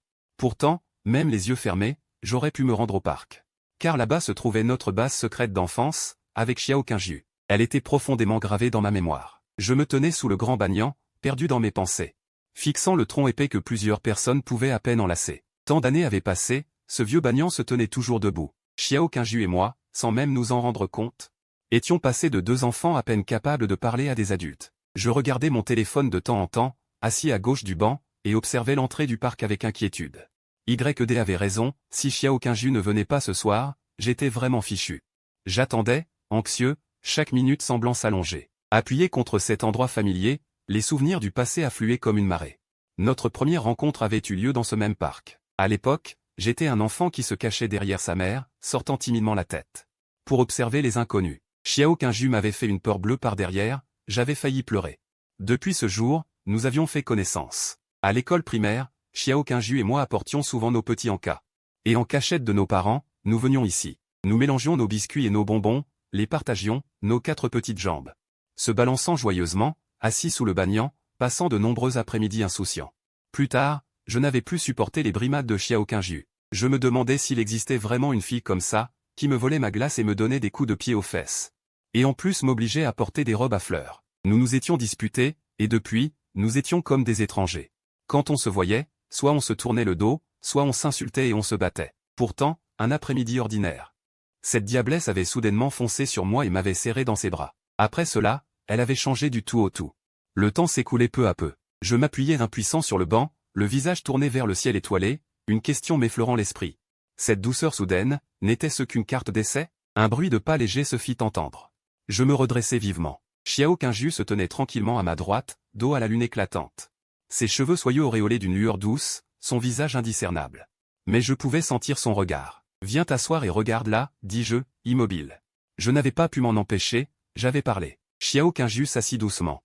Gardant une certaine distance avec moi, collé contre la coudoir un peu abîmée. « Tu as mangé, cet après-midi » J'ai essayé de briser le silence, mais j'ai réalisé que je ne savais pas par où commencer, alors j'ai posé cette question machinalement. Xiao Qingju secoua la tête légèrement baissée. Nous retombâmes dans le silence. Seul le chant des insectes dans les buissons semblait particulièrement strident. Je regardais l'espace vide entre nous deux. Le cœur légèrement tremblant, je rassemblai mon courage et demandai, « Qu'est-ce qui s'est passé récemment? Tu as l'air de mauvaise humeur. Qu'est-ce que tu voulais vraiment me dire en me demandant de venir ?» Son ton contenait une pointe d'impatience. Mais sa voix était basse et douce. « Si j'ai fait quelque chose de mal pendant cette période qui t'a mise en colère, j'espère que tu peux me le dire, je ferai attention à l'avenir. » Je dis sincèrement, je ne suis pas en colère. Alors qu'est-ce qui t'arrive? Xiao Qingju resta silencieuse un moment, puis demanda, « Est-ce que tu as une petite amie ?» Je ne sais pas si c'était une illusion, mais j'ai senti une légère larme dans sa voix. C'était bien un malentendu. Je soupirai discrètement de soulagement. Je n'ai pas de petite amie. Est-ce que l'école m'en a attribué une? Je n'en sais rien. Tu veux encore me cacher quelque chose? Xiao Qingju tourna soudainement la tête et me regarda. Son ton n'était pas celui d'un interrogatoire autoritaire, mais plutôt une sorte de câlinerie, visiblement beaucoup plus détendue. Il n'oserait jamais rien te cacher. À ce moment-là, YD arriva d'on ne sait où. Dit-il en souriant. Sentant le regard hostile de Xiao Qingju, YD continua. Luo Muyin et moi, nous nous sommes rencontrés pour la compétition de modélisation mathématique. Ce matin, je discutais justement d'idées avec lui, ce n'est pas le genre de relation que tu imagines. En te voyant de mauvaise humeur, il m'a traîné ici de nuit pour t'expliquer. Sois tranquille. Avec une fille aussi belle à ses côtés, comment pourrait-il avoir d'autres personnes dans ses yeux? Je me sentis un peu embarrassé. Je fis de grands signes des yeux à YD pour qu'il arrête. Que ce soit intentionnel ou par inadvertance, mon avertissement fut complètement ignoré. Il tient beaucoup à toi. Mais il est un peu garçon manqué, tu t'en accommoderas. Une série de déclarations fracassantes. Cela rendit l'esprit déjà un peu confus de Xiao Qingju encore plus perplexe. Il ne pouvait penser qu'à deux choses, ils ne sont donc pas un couple? Et ce pote tient vraiment à lui. Voyant que les faits étaient atteints, YD se retourna et fit un signe de la main. Arrêtez de discuter tous les deux, je rentre manger. Aujourd'hui, le parc est vide. Il traîna particulièrement sur la dernière phrase. À part la phrase sur le fait que je tiens à toi, tout ce qu'il a dit est vrai. J'expliquai solennellement. Il baissa la tête, ne sachant pas à quoi il pensait, et dit en souriant. Assieds-toi un peu plus près. Bien que quelque peu résigné, je m'assis docilement à côté de lui. En m'approchant, je remarquai que le pantalon de Xiao Qingju avait un trou au genou, taché de sang rouge. Je fronçai les sourcils. Comment t'as-tu fait ça? Xiao Qingju voulut instinctivement cacher la blessure avec sa main. Mais sa main s'arrêta à mi-chemin et revint, disant timidement, ce n'est rien. Je suis juste tombé. En voyant les taches de sang sur le pantalon, je supposai qu'elle venait de tomber. Et la blessure était sérieuse. Je dis avec compassion, tombé cet après-midi, comme tu as été négligente. Pendant mon dernier cours, le professeur a tellement prolongé, puis j'étais un peu pressé. J'ai dérapé dans les escaliers. 2 camarades qui passaient m'ont aidé à aller à l'infirmerie pour me soigner. Pas étonnant qu'elle ait mis si longtemps à venir. Elle était donc blessée. Le genou si gravement abîmé, et elle était venue à pied. Ça a dû être dur. Comment cette diablesse est-elle devenue si douce? C'était donc un accident. Je savais que je pouvais envoyer un message, mais je suis venu bêtement. Franchement, quel malentendu. Pour une fois, une lueur de douceur traversa mon esprit. Encore un peu hésitant, je demandai quand même. Ton pantalon est déchiré, tu n'as pas froid assise ici? Xiao Qingju acquiesça doucement. Avant qu'elle puisse parler, elle fut serrée dans mes bras solides. J'expliquai, j'ai juste peur que tu attrapes froid, je te tiens comme ça. Ne te méprends pas, exceptionnellement, et plus jamais après. Le corps d'une fille est-il donc si doux? Comme sans os, je pensais qu'avec sa petite taille, la tenir serait inconfortable. Sentant les battements de mon cœur s'accélérer.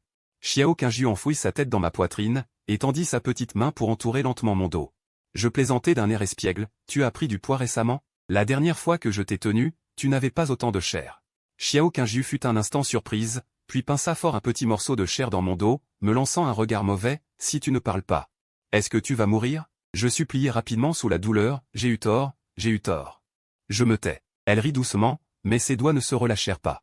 Au contraire, elle enserra plus étroitement mon dos. Je ris un peu gêné, mais au fond de moi, c'était chaud. Tu as encore un peu froid. Répondit-elle doucement, avec une note câline dans la voix. Je saisis l'occasion, quelle coïncidence, moi aussi un peu. Alors réchauffons-nous un petit moment, grand pervers. Une légère timidité apparut sur son visage. Mais il n'a pas refusé ma proposition. Nous sommes restés assis tranquillement, profitant de cette rare paix et chaleur. Le lendemain matin, Xiao Qingju s'est levé un peu plus tôt. La veille, il n'avait que rapidement soigné sa blessure au genou à l'infirmerie. En rentrant chez lui, il a examiné attentivement et constaté que la blessure était assez grave. Bien que ce fût supportable quand il restait immobile. Dès qu'il marchait un peu plus vite, la plaie le faisait sourdement souffrir. Il réalisa que le trajet pour l'école ce jour-là prendrait plus de temps, alors il décida de se lever tôt et de boiter. Mais en pensant à ce grand idiot qui l'accompagnerait en cours, tout cela ne semblait plus si grave. Sans même s'en rendre compte, Xiao Qingju avait déjà le coin des lèvres relevé. Il sortit du lit bien chaud. Se lava rapidement, se peigna soigneusement devant le miroir et choisit ses vêtements avec soin. Puis il s'assit dans le salon, attendant en silence que la porte frappe. C'était ce que Xiao Qingju faisait chaque matin avant d'aller à l'école. Mais d'habitude, je venais pendant qu'elle se coiffait ou choisissait ses vêtements, et je devais toujours rester quelques minutes devant la porte. Xiao Qingju venait à peine de s'asseoir que le bruit familier du coup à la porte retentit. « Tu t'es levé si tôt aujourd'hui ?» J'étais clairement très étonné, et mon regard descendit naturellement. Xiao Qingju me jeta un coup d'œil. Ses joues légèrement rougissantes, et elle cacha silencieusement ses pieds nus derrière elle. Je la pressai en souriant, « Mets tes chaussures, on y va. » Xiao Qingju hocha la tête, prit son sac à dos, poussa la porte et sortit, ses pas hésitants. Je lui demandai avec sollicitude, « Comment va ta jambe? Après la nuit dernière? » « Ça va beaucoup mieux ce matin. » Je proposai, « Aujourd'hui, viens à l'école avec moi en voiture, ne marche pas. » « Ta voiture ?» Xiao Qingju afficha une expression perplexe. Ce grand idiot n'a qu'un VTT, non? Et je me souviens que ce genre de vélo ne peut porter qu'une personne. Est-ce que ce grand idiot aurait changé de véhicule? Son cerveau commença à dériver, imaginant des scénarios de romans. Et si ce type était aussi revenu à la vie après cet accident, et qu'il faisait semblant de ne pas me connaître pour s'amuser? En utilisant en secret des informations vieilles de 6 ans pour me duper? Attends, alors tout ce que j'ai fait pendant cette période. À cette pensée, Xiao Qingju sentit soudain ses joues brûler, se mordit la lèvre et me donna un coup de poing sur l'épaule. Moi, j'étais complètement perplexe, pourquoi me frapper tout d'un coup, le matin? Bon, je m'y habitue. Si je pouvais comprendre ce qu'elle pense, elle ne s'appellerait pas Xiao Qingju. Je désignai le VTT noir dans l'abri à vélo. Attends-moi ici, je vais le chercher. N'est-ce pas son vélo? On dirait que je me suis trompé. Quand je poussai le VTT, elle remarqua qu'il y avait un objet bizarre sur la roue arrière. Suivant son regard, j'expliquai, hier soir, j'ai installé le porte-bagages offert avec le vélo quand je l'ai acheté. Je la regardais un peu nerveusement. C'était mon idée soudaine, je suis descendu avec les outils et je l'ai monté. Le VTT, autrefois élégant, était maintenant un peu ridicule. Je venais de réaliser que les filles accordent aussi beaucoup d'importance à l'esthétique. Faire asseoir Xiao Qingyu sur ce truc bizarre pour traverser les rues bondées, c'était un peu trop lui demander. Il est encore tôt, on pourrait peut-être y aller à pied, je te soutiendrai. Je suis là, interrompit Xiao Qingyu. Alors, je restai figé un instant, puis enjambai la selle et lui fis signe de monter. Xiao Qingyu s'approcha. Et s'assit prudemment derrière. On y va. À peine avais-je dit cela que j'appuyai fort sur la pédale. Et le VTT glissa en avant. Pendant ce temps, Wang Lui s'appuyait sur le balcon, tenant du lait chaud. Et pointa le menton vers nous en bas, en disant en riant, « Ton fils est encore plus romantique que nous à l'époque. Même toi, tu n'as pas voulu me transporter sur ton vieux vélo à 2 places. » Je ne sais même pas en faire, comment t'aurais-je transporté, se défendit Luo Jian. Et puis, une promenade à pied, ce n'est pas romantique aussi? Wang lui roula des yeux, ton fils tient son visage de toi, mais quel garçon à l'ancienne. Sur la route, je tenais fermement le guidon. Mes paumes se couvrant de sueur froide dans l'air matinal. La tête de Xiao Qingyu se cachait derrière mon dos, ses bras enroulés autour de ma taille. Je pouvais clairement sentir la chaleur de son souffle sur ma nuque. Avant, quand j'avais ces gestes intimes avec elle, je ne m'en rendais pas compte parce que je ne la considérais pas comme une fille. À mes yeux, Xiao Qingyu était plus viril que mon père. Si on m'avait demandé il y a un mois de décrire cette fille de mon enfance, j'aurais sans hésitation utilisé ces 7 mots. Elle soulève les montagnes, sa vigueur emplit le monde. Mais après cette période, l'image de Xiao Qingyu dans mon esprit avait complètement changé. Au point que maintenant, elle me rendait nerveux. À l'inverse de ma nervosité, Xiao Qingyu, elle, en profitait pleinement. Elle se souvenait de l'époque où, dans leur vie antérieure, il la transportait souvent le soir sur son scooter électrique à travers la ville, en longeant le lac. Tandis qu'elle était perdue dans ses pensées, le VTT s'arrêta lentement. Elle se redressa. Et entendit ma voix, un peu désemparée, « Comment se fait-il que je tombe sur lui? Bonjour. Bonjour, camarade senior, dis-je en m'efforçant de prendre un air naturel, agitant la main pour le saluer. Xiao Qingyu sortit discrètement la tête de derrière moi, son regard suivant le mien jusqu'à ce camarade qui était accroupi dans l'abri à vélo, en train de verrouiller le sien. Liu Qiao sembla avoir entendu une voix familière. Leva la tête, me vit, son cadet de la bibliothèque, et sourit en répondant, « Tôt, ce matin. » À l'origine, j'avais prévu de faire descendre Xiao Qingyu d'abord, puis de ranger le VTT moi-même. Mais en y réfléchissant, cela ne servait à rien. Si l'on avait un peu plus d'esprit, en voyant ce siège étrange ajouté à l'arrière du VTT, et en voyant qu'ils partaient ensemble, on aurait tout compris, comme prévu. Le regard de Liu Qiao s'attarda sur la petite tête derrière moi, ce gars aime-t-il autant cacher son trésor? Il est tellement discret. J'avais beau lui demander, il refusait d'admettre quoi que ce soit, faisant semblant de ne pas se soucier de l'autre. Maintenant que je l'avais pris sur le fait, en entendant les paroles faussement gentilles du camarade Liu, j'en avais presque la chair de poule. C'était une sensation étrange, ce regard? Est-ce que le camarade Liu aurait des intentions déplacées envers lui? Non, non, impossible. Non, quand je glandais à la bibliothèque avant, on avait discuté tous les deux. Le camarade Liu avait dit qu'il aimait les filles. En y repensant, je me suis détendu, j'ai échangé quelques banalités avec Liu Qiao, puis j'ai emmené Xiao Qingyu vers le bâtiment des cours. Est-ce que tu viendras me raccompagner tous les jours désormais? Il mordait dans un petit pain, puis tourna la tête pour demander, « À quoi tu penses? Quand ton genou sera guéri, j'enlèverai le porte-bagages arrière. » J'avalai ma dernière bouchée de petit déjeuner en haussant les épaules. Pourquoi? Moi, si beau, un VTT avec ce truc, c'est affreusement moche. Si tu n'avais pas du mal à marcher, je l'enlèverais tout de suite. Il se retourna pour me lancer un regard noir. Sans dire un mot. Espèce de mec insensible, tu ne pourrais pas dire 2 mots gentils pour me faire plaisir? Même si on sait tous les deux que c'est faux, ça me ferait quand même plaisir. Avec une gueule pareille.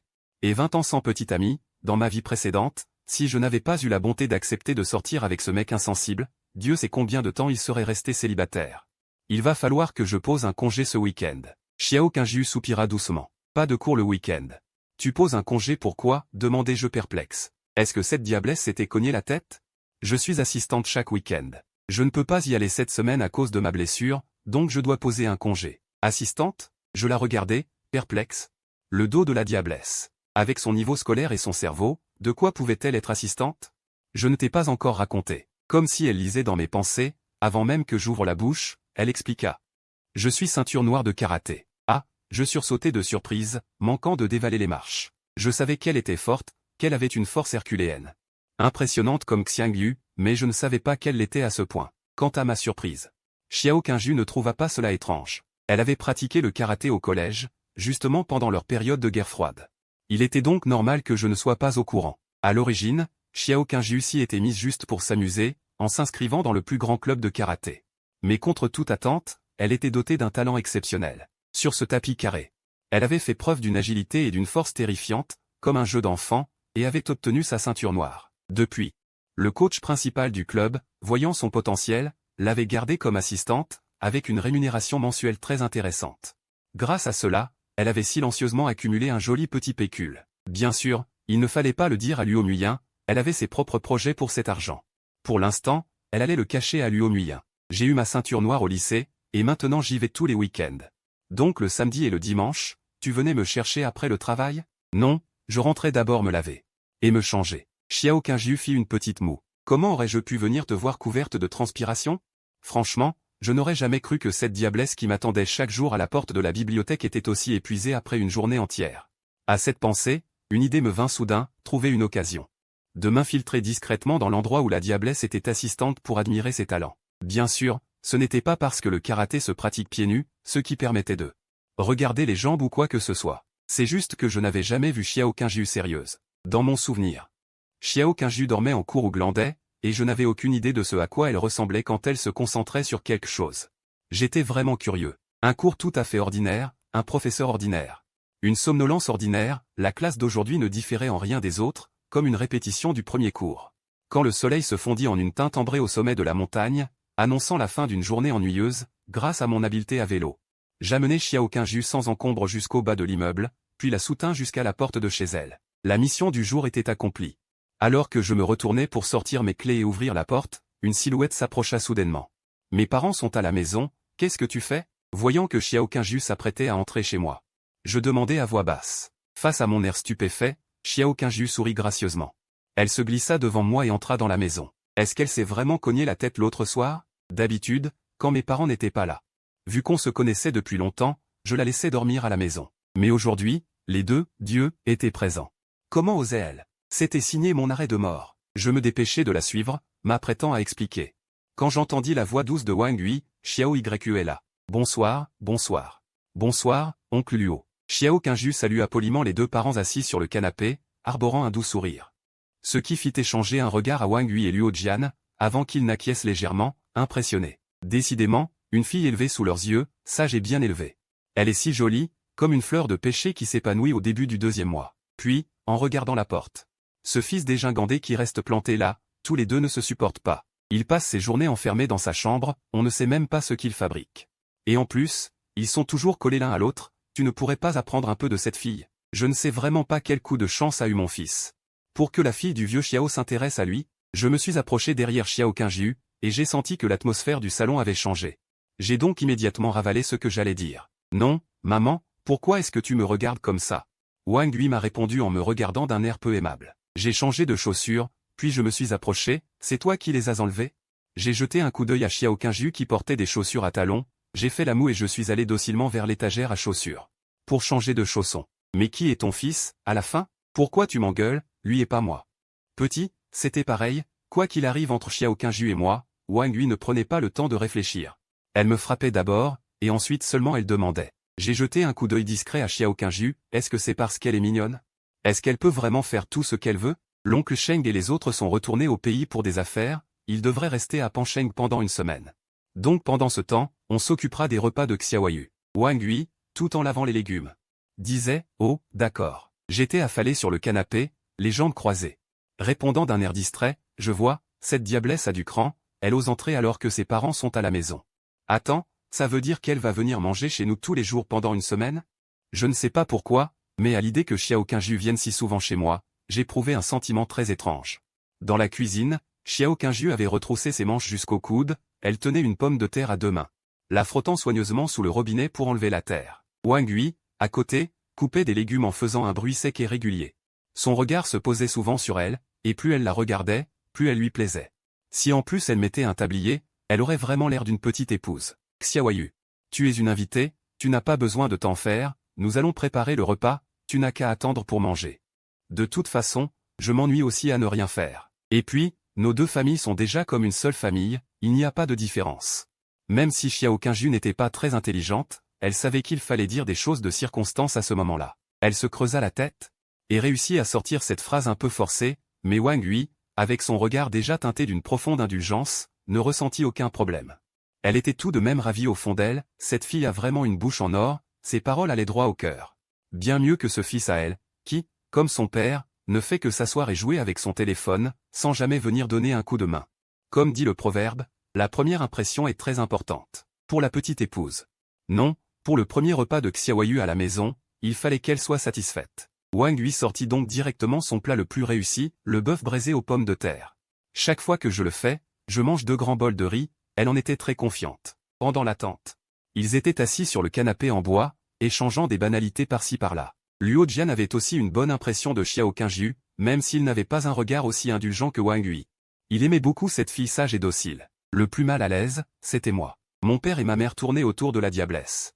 Personne ne faisait attention à moi, je devais rester assis tout au bord du canapé, faisant semblant de regarder mon téléphone. Mais en réalité, je jetais des coups d'œil furtifs aux 3 personnes en face. Je ne sais pas pourquoi, je ressentais peu à peu la tristesse d'un empereur qui, après avoir pris une nouvelle concubine, me laissait à l'abandon dans le palais. Toi et Luo Muyin, vous vous entendez bien en ce moment, demanda Wang Hui avec un sourire. Il prend bien soin de moi. Tant mieux. S'il te fait des misères, dis-le à tante s'occupera de lui. Xiao Qingyu me jeta un coup d'œil, avec une lueur de moquerie dans ses yeux qui me rendit un peu inquiet, car c'était une question de vie ou de mort. J'éteignis l'écran de mon téléphone, le posai à l'envers sur la table basse et tendis l'oreille pour écouter leur conversation. Luo Muyin, il a fait ça ce matin.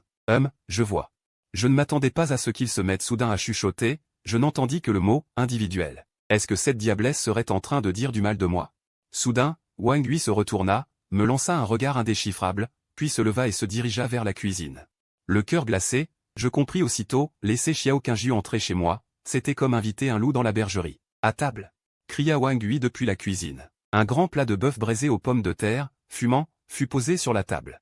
En même temps, furent servis une assiette de choux verts sautés au vinaigre et une simple soupe à l'œuf. Tout le monde s'assit autour de la grande table ronde, les regards fixés sur les morceaux de bœuf au milieu du plat. Même après en avoir mangé plusieurs fois, je ne pouvais m'empêcher de saliver.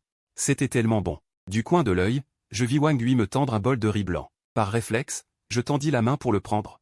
Mais elle le retira, comme pour me taquiner. Je regardai ma mère, perplexe.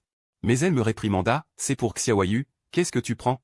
Merci, tante, dit docilement Xiao Qingyu en prenant le bol de riz. À table, je me mis à manger en enfouissant ma tête dans mon bol, mélangeant la purée de pommes de terre parfumée à la viande avec le riz. Mes larmes amères se transformèrent aussi en salive au coin de mes lèvres, coulant sans que je puisse les retenir. Comme prévu. La position dans la famille était vraiment solide. Je me concentrais à savourer mon riz, du riz blanc ordinaire. Soudain, j'ai senti quelqu'un me donner un coup de pied. J'ai levé la tête, perplexe, et jeté un regard méfiant vers Xiao Qingyu en face de moi.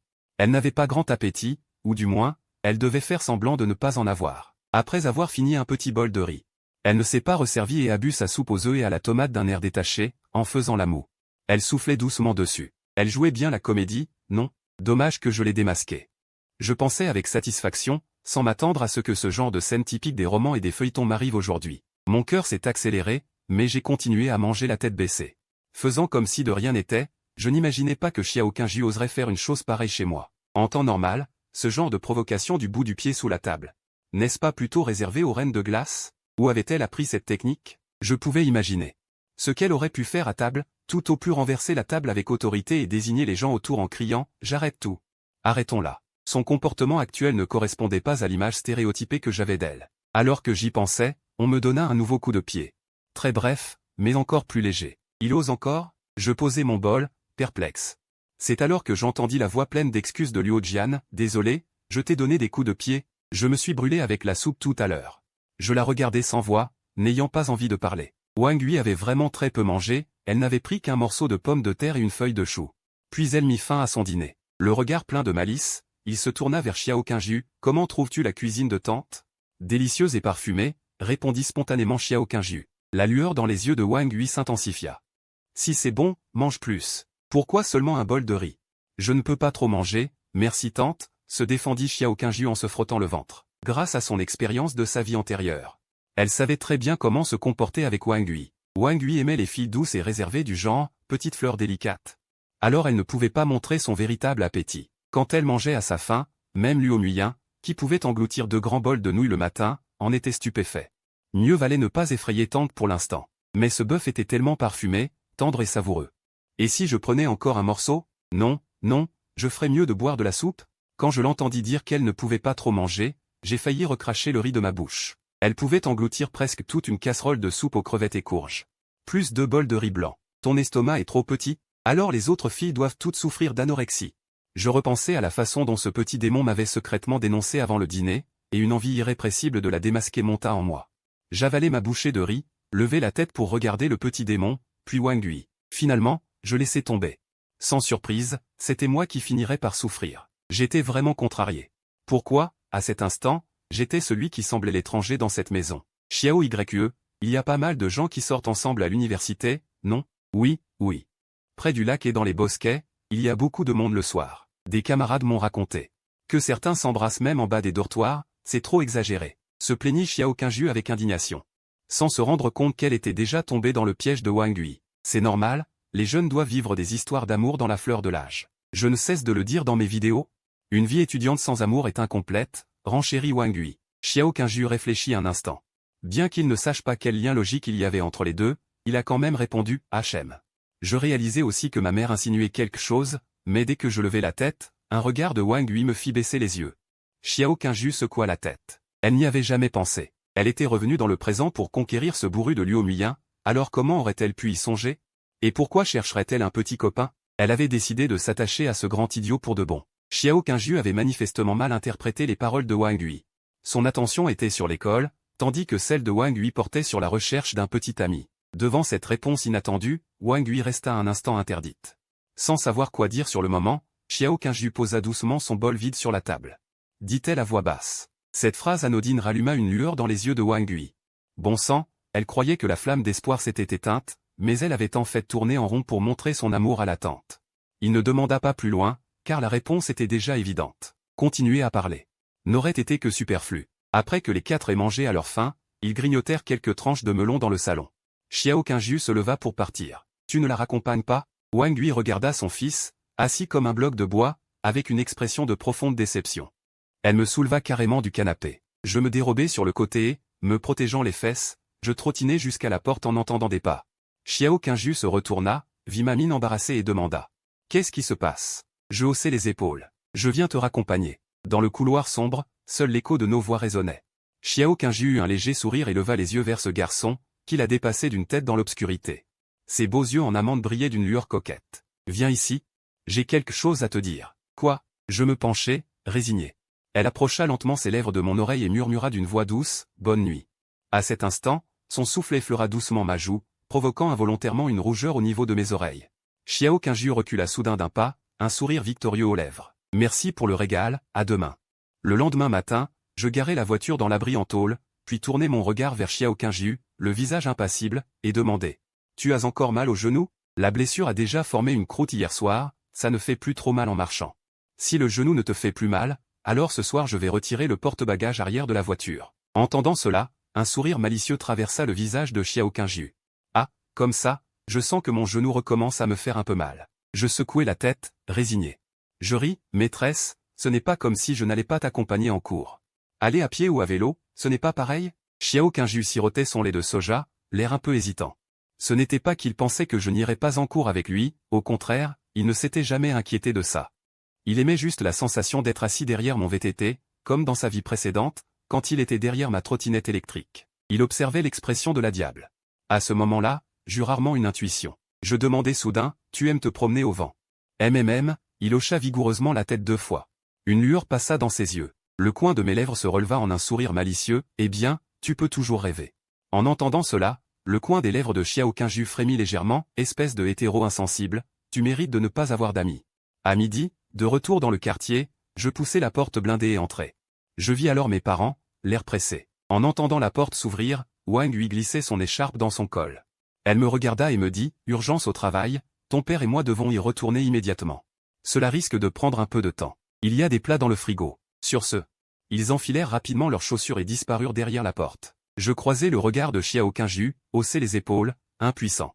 Xiao Qingju était assise sur le canapé, jetant de temps en temps un coup d'œil vers la silhouette affairée dans la cuisine. Les oncles et tantes ne sont pas là. Cela signifie qu'il ne reste plus que nous deux, mais en pensant à l'incident de la serviette chez moi la dernière fois, elle devint un peu timide. Hésitante, elle se demandait si elle devait filer après le repas, ses petites mains se tordant nerveusement. Alors qu'elle hésitait, Ma voix s'éleva soudain de la cuisine, de toute façon, on n'a pas cours cet après-midi. Après le repas, on reste un peu chez moi, d'accord? Aujourd'hui, je voulais que Xiao Qingju reste. Il y avait une raison, demain, c'est son anniversaire, et je faisais aussi mes petits calculs. On n'a pas cours cet après-midi, en apparence on va juste rester un moment après le repas, discuter un peu et le temps passera. Et avant qu'on s'en rende compte, ce sera le soir. Arrivé à ce moment-là, on pourra dîner. Après le repas, on prendra des fruits. On discutera de tout et de rien, jusqu'à ce qu'il fasse nuit noire. Et enfin, c'est un secret dans la cuisine. Tout en préparant les ingrédients, je prêtais attention à ce qui se passait dans le salon. C'est sûr, c'était bizarre de ma part de demander ça. Pourquoi suis-je si impatient? Je me sentis un peu découragé, m'injuriais intérieurement. Pourquoi ne peux-tu pas rester calme? Je me retournai pour me laver les mains, et découvris que Xiao Qingju se tenait devant l'évier, sans que je sache quand elle était arrivée. Je ne pus m'empêcher de demander, alors, tu as entendu ce que je t'ai demandé tout à l'heure? Oui, j'ai entendu. Tu veux que je reste après le repas? Je hochai la tête, le regard plein d'espoir. Alors, occupe-toi pour l'instant. La voix de Xiao Qingju était claire, avec une expression de soulagement comme après une vengeance bien méritée. Le dîner était terminé, et sous la supervision de Wang Hui et Luo Jian, elle avait enfin pu manger à sa guise.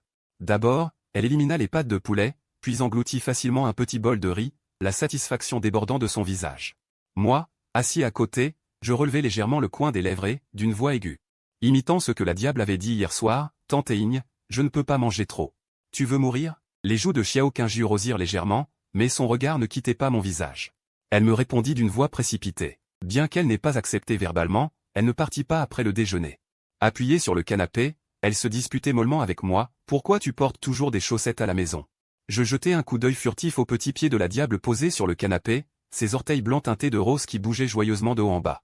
Comme du lait fraîchement ouvert, doux. Xiao Qingju leva les yeux au ciel, impuissante, et marmonna intérieurement. Toi qui n'arrêtes pas de regarder, tu as eu ce que tu voulais et tu fais encore le malin, non?